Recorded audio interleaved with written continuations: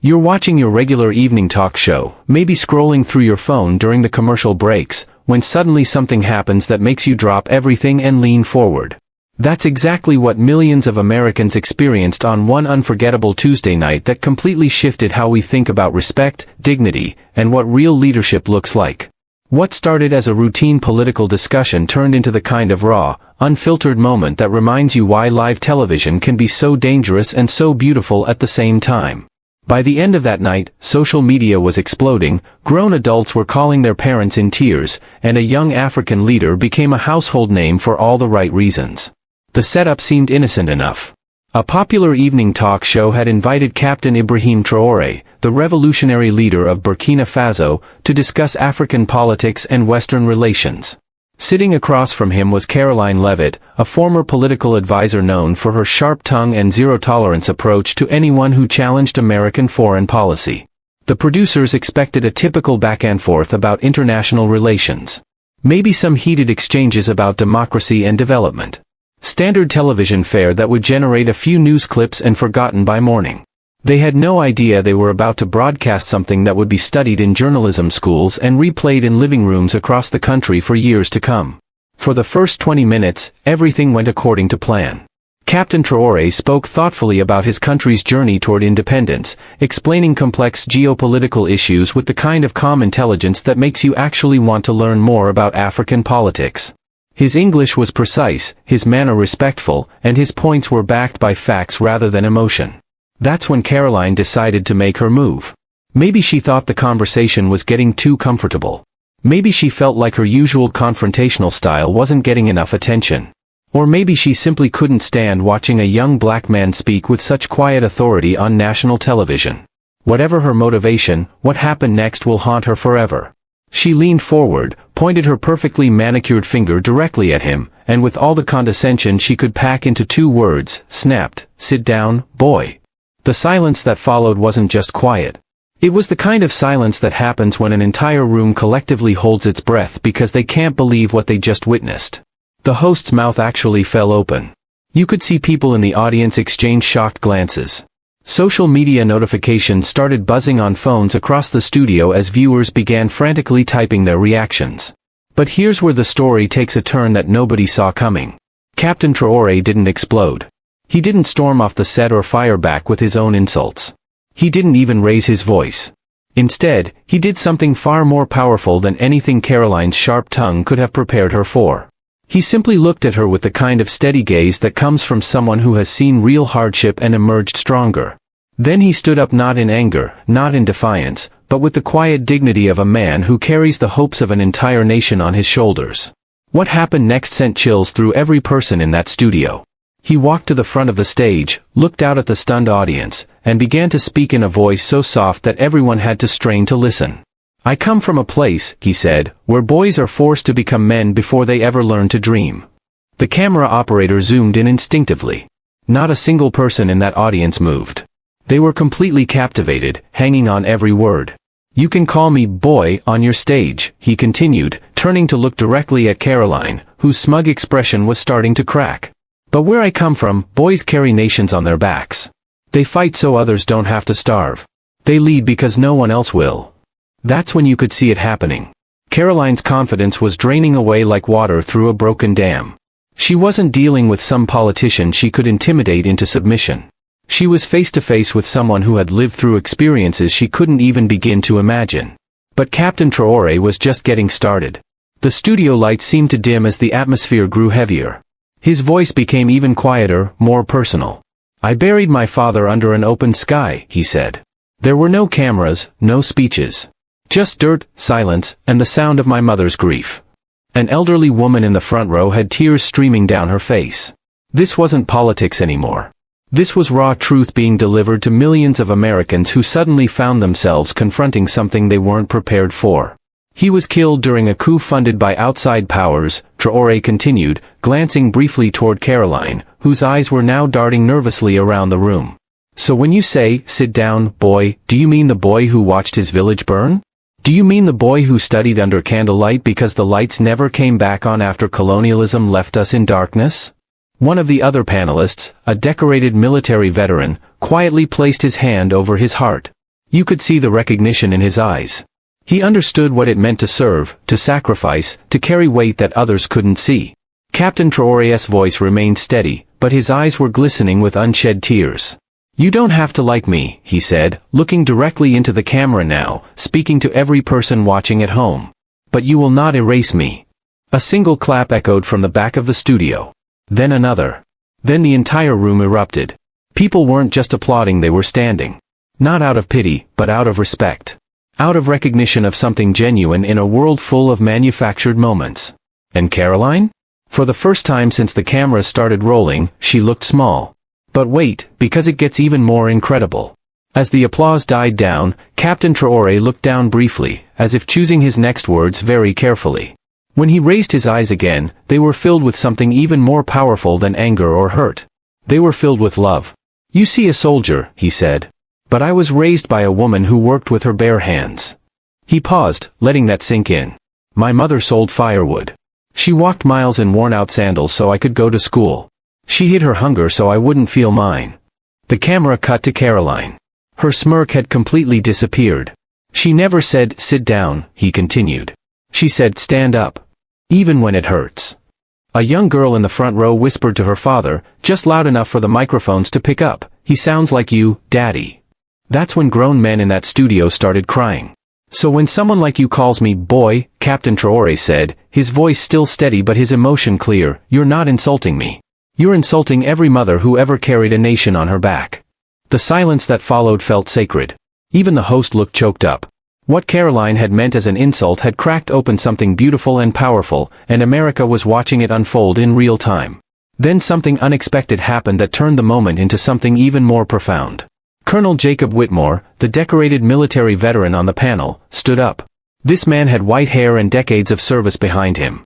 His voice was trembling as he spoke. "He's right," the colonel said, and everyone turned to look at him. "I served in Liberia. I've seen what boys like him face." His hand was shaking slightly as he pointed toward Karoline. "Calling him boy, that's not debate. That's humiliation. What you just said dishonors every brave man and woman I served with in Africa." The room was completely still as Colonel Whitmore walked over to Captain Traoré and extended his hand. "Captain, thank you. Not just for defending your people, but for reminding us what true leadership looks like." The two men shook hands while the audience clapped again, this time with tears in their eyes and respect in their hearts.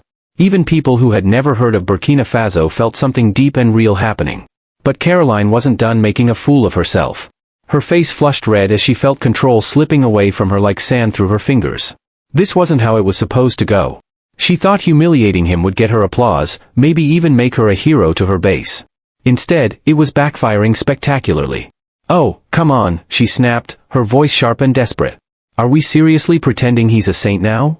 The room actually recoiled. People gasped audibly. But Captain Traoré remained calm. He turned to her and said simply, "It's not about sainthood. It's about humanity." Karoline was spiraling now, looking to the host for help, but he just stared at her in shock. "What's next?" she barked. "We apologize for being Americans?" That's when a young black student in the crowd stood up. Her voice was cracking with emotion as she said, "No. You apologize for being cruel." It wasn't just a response. It was a wound opening up on live television, and everyone could feel it. Karoline knew she was losing. She had completely underestimated this man, and now her arrogance was unraveling in front of millions of viewers. As Captain Traoré sat back down, the camera zoomed in on his face. He wasn't angry. He was something far more dangerous to people like Karoline. He was calm, centered, and completely unshaken. The young student who had just spoken quietly took her seat, her eyes still locked on Karoline. You could feel the shift in the room. People weren't just watching a political debate anymore. They were witnessing a moment of truth that would be talked about for years to come. Karoline tried to recover with a forced laugh. "Oh, come on, this is America. We're allowed to disagree." But nobody laughed with her. The camera panned across the crowd, showing tears in people's eyes, hands clutched to chests, faces being wiped with sleeves. Captain Traoré leaned forward slightly. "Disagreement is healthy," he said softly. "But disrespect kills the conversation. And if you kill the conversation, you kill understanding." The applause that followed was different this time. Slower, deeper, like a funeral hymn for something that had died in that room. Karoline sat frozen, watching her insult get buried under something she never expected, human truth. Then Captain Traoré did something that broke everyone's heart. He gently reached into his jacket pocket and pulled out a folded, creased letter. The paper was torn at the edges, clearly handled many times with great care. "This was written by my younger brother," he said quietly, 2 days before he was killed during a protest. He was protesting for food. The studio went completely silent. Even the background noise stopped. People were holding their breath. He carefully unfolded the letter, his hand steady despite the weight of what he was about to share. The host leaned forward, visibly emotional, as if he was afraid to breathe too loudly. He wrote, "Big brother, if I die, promise me they won't forget why." Captain Traoré held the letter up to the light. Some people in the audience audibly gasped. Others wept openly. "So no," he said, his voice steady but heavy with the weight of loss, "I won't sit down. Because I carry the memory of those who were forced to kneel." Karoline blinked rapidly. Her hands were trembling under the table. For once in her life, she had absolutely no words. Outside the studio, on social media, the clip was already going viral. People across the country were sharing it with just one word: watch. But the night wasn't over yet. As Captain Traoré gently folded the letter back into his pocket, a strange quiet settled over the room. Even the studio crew had stopped moving. No whispers, no shuffling papers, no typing on phones. Just breath being held by an entire nation. The host finally found his voice. "Captain Traoré, is there anything you want to say to the American people watching right now?" He looked directly into the camera with those calm, powerful eyes. "Yes. You don't need to know where Burkina Faso is to understand dignity. You just have to know what it feels like to be invisible." He leaned in closer to the camera. "I've never asked for pity. I ask for eyes that see." Karoline's jaw clenched. Her plan had completely collapsed. She wasn't the center of the show anymore. Captain Traoré was dominating not because he forced it, but because his truth was louder than her voice could ever be. Then something shocking happened that nobody saw coming. One of the camera operators put down his equipment, stepped onto the stage, walked over to Captain Traoré, shook his hand, and whispered loud enough for the microphones to pick up, "Thank you for reminding me what honor looks like." And that was just the beginning of what would become a national moment of reflection. The room was still frozen when a middle-aged black woman in the third row slowly stood up. She didn't ask for permission to speak. "I didn't come here to speak," she said softly, "but I need to say this." Everyone turned to look at her, including the cameras. "My son served in Afghanistan. He came back in a box." Her voice cracked with pain that had been carried for years. "He was called a boy, too, even in uniform." She looked at Captain Traoré with tears streaming down her face. "When you spoke, it felt like my son stood up again." The gasps that echoed across the room were audible even through television speakers. The camera zoomed in on Captain Traoré, who gently nodded with no words, just shared pain and understanding. Karoline looked like she wanted to interrupt, but even she could feel it. This wasn't her moment anymore. This belonged to something much bigger than politics or television ratings. Then the woman added something that broke the room wide open: "America needs men like you. Not loudmouths who talk over pain." The crowd erupted into a standing ovation that seemed to go on forever. This wasn't just a debate anymore. It was becoming something bigger. A reckoning with how we treat each other, how we listen, how we see dignity in every human being. Karoline had heard enough. "This is a setup," she hissed into her microphone. "This isn't journalism, it's emotional theater." The host slowly turned to her, then removed his earpiece. "Karoline, the cameras are rolling. You made this moment. You just didn't expect it to speak back." She slammed her cards down, stood up, and declared, "I don't need this circus." Then she stormed off set, her heels echoing like gunshots across the floor. The audience didn't boo. They didn't cheer either. They just watched her go in silence. Then someone from the audience whispered what millions of people were thinking: she couldn't handle the truth. The camera panned back to Captain Traoré, still seated, still calm. "I didn't come here to shame her," he said quietly. "I came here to tell the truth." The host swallowed hard and said, "Well, the truth is sitting in your seat." And the world kept watching. During the commercial break, producers were scrambling. Phones were buzzing nonstop. Emails were flooding in from news outlets around the world. Then a message came from the White House press team. Just 3 words: "We saw everything." Nobody knew exactly what it meant, but everyone knew it mattered. When the broadcast resumed, the host leaned in one more time. "Captain Traoré, do you believe America can truly hear people like you?" Captain Traoré looked into the camera with quiet strength. "Yes. But first, America has to listen when it's uncomfortable." Then he told a story that nobody expected. Last year, I visited a children's hospital in Chicago. A little girl there, just 8 years old, had drawn a flag with Burkina Faso's colors next to the US flag. She said, "You're both fighting for us." The camera showed more tears in the audience. That child, he whispered, understood more about unity than most grown leaders do. And that's when it hit viewers across the nation. This wasn't about politics anymore. It was about heart. It was about seeing each other as human beings worthy of dignity and respect. By the end of that night, the video had gone viral in ways that nobody anticipated.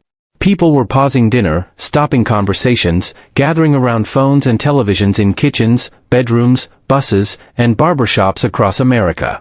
The hashtag #SitDownBoy flipped into a trending movement, but not in Karoline's favor. It became a moment of national reflection. Clips were shared with captions like, "My dad called me crying. Said this reminded him of 1963. I showed this to my students today. Half the class couldn't stop crying." A teenage boy from Atlanta tweeted, "I didn't know who Captain Traoré was an hour ago. Now I want to be like him." What was meant to be a takedown had turned into a national awakening. Before Captain Traoré could answer the host's final question, an elderly white man in military dress stood up from the audience. He had a cane in one hand and medals on his chest. "Before he answers," the man said, his voice trembling with emotion, "may I speak?" The camera zoomed in as he continued, "I served in Vietnam. I lost friends. I came home angry. I watched this country rip itself apart more than once." He pointed at Captain Traoré. "But never, in all my years, did I see a man speak with so much grace after being disrespected like that." He turned toward the camera. America doesn't just owe him an apology. America owes him respect. There was no clapping this time. Only tears. Even the host lowered his head in a moment of reflection. Captain Traoré slowly stood and shook the veteran's hand. Two soldiers from different continents, sharing one painful truth. That image would go viral too, because sometimes the most powerful revolution starts with simply listening to each other. Just when the broadcast was about to end, the host received a note that made his eyes widen. "Captain Traoré, we have a surprise guest on video." The screen behind them lit up, and there she was.